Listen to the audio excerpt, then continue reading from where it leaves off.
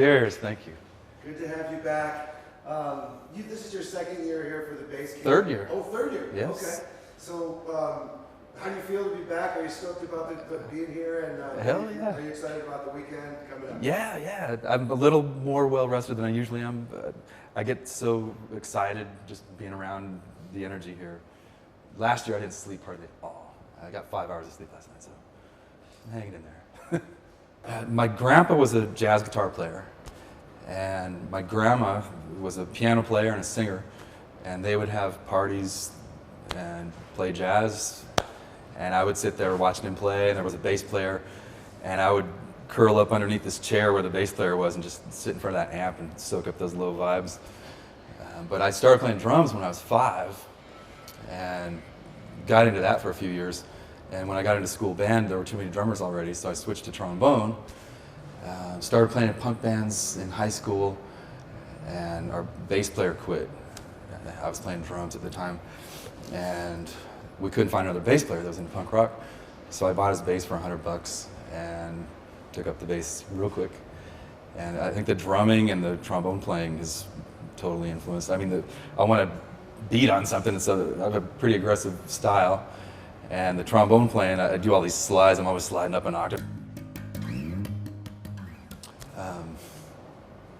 So it all kind of came together when I got a bass. I would pick up my grandpa's guitars and my dad's guitars. My dad played guitar, mandolin, banjo, and I would just flip it over, and the fat strings at the bottom. So by the time I got that guy's bass, that was my first stringed instrument. I was probably 16 at that time, so the damage had already been done, and just continued playing this way. It's definitely had an effect on what I can and can't do. I can't do the pop and slap techniques. I watch you and other people do it. It's like, it's not gonna happen. But then I have other techniques, like I drone on the A string and play chords. Stuff like that maybe somebody else wouldn't do as easily. But. Well, after I got married, I was working at a recording studio, and I was doing that for a few years, and I got a call from Wino from The Obsessed, and his bass player just got in a motorcycle accident, and he was in a coma, and there was a 3-week tour of Germany coming up, and an album being recorded in Berlin at the end of the tour. And I asked my wife what she thought. She said, "I fell in love with you when you were playing bass. You should go for it. We'll make ends meet somehow." So that was a life changer right there. I started touring, and we did a tour with Caius on the West Coast. And on the way home from Seattle, I jumped in their van, and the Caius bass player jumped in the Obsessed van, and those guys hit me up. And I was like, "We're about to sign with Columbia Records, but thanks." And a few months later, they called me and said, "We kicked him out. Can you fill in for a couple of shows?" And after one rehearsal, I just had so much fun. I was like, "This is what I've got to do." So that's how I got into Caius. And it was that first tour with The Obsessed. I mean, that was my first real rock tour, and it was overseas.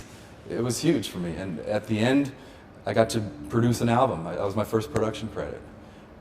So that was probably the most amazing, life-changing experience.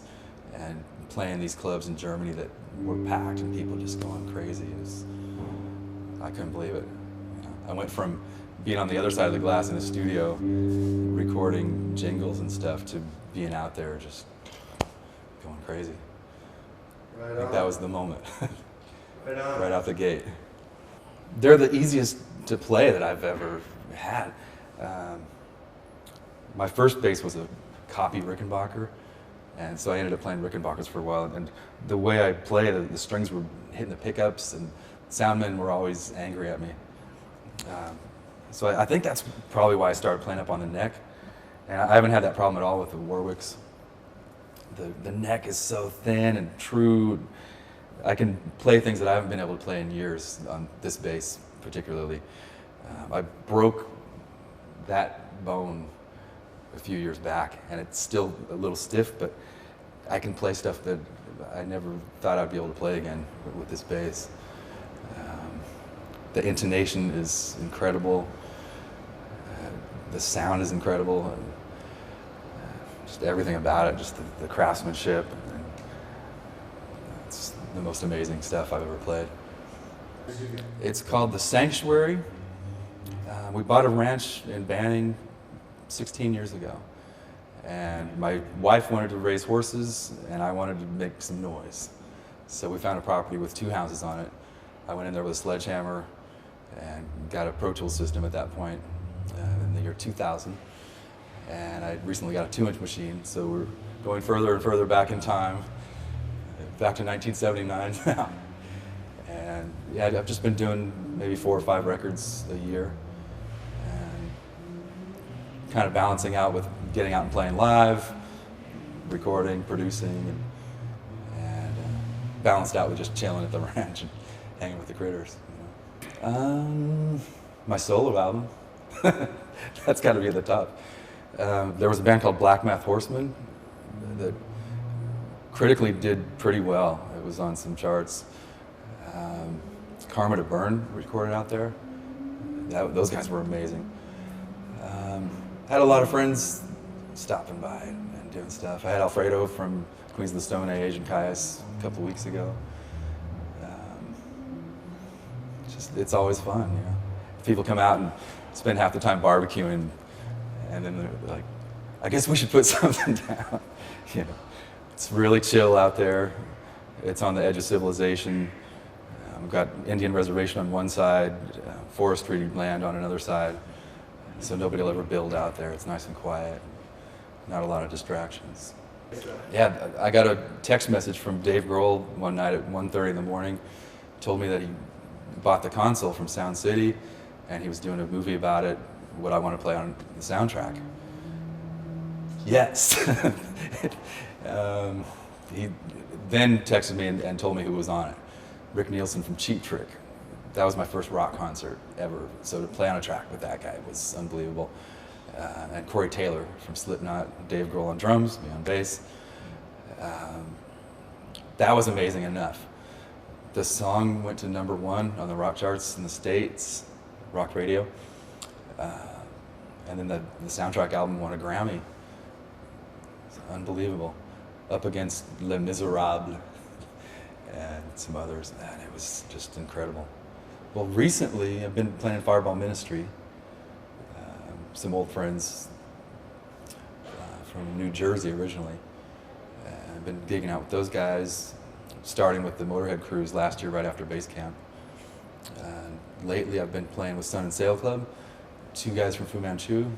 Actually the drummer's name is Scott Reeder. It was kind of a joke getting us together in the same band. We couldn't find a guitar player named Scott Reeder, so we settled for just the 2 of us. But it's been really fun. The singer from The Adolescents, one of my favorite punk bands from the early 80s, he's singing with us. We just did our first live shows last week, and it's been awesome. The most calming thing that I like to do whenever I have the chance is to jump on a horse and go for a ride. There's lots of trails around our house. And I don't do it often enough. I'm always wrapped up in stuff.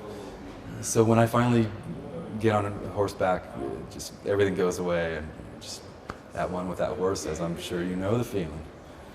You know, it's the best medicine. You just got to go for it, and be nice to your bandmates. Part of being in a band, you want to be somebody that's good to hang with. I've been on the road with some wretched, complaining. You got to roll with it. You know, it's so hard to get everybody on the same page at the same time. But if you get everybody on the track at the same time, there's no stopping it. And if anybody's telling you you can't do it, get them out of your life. When I first started playing bass,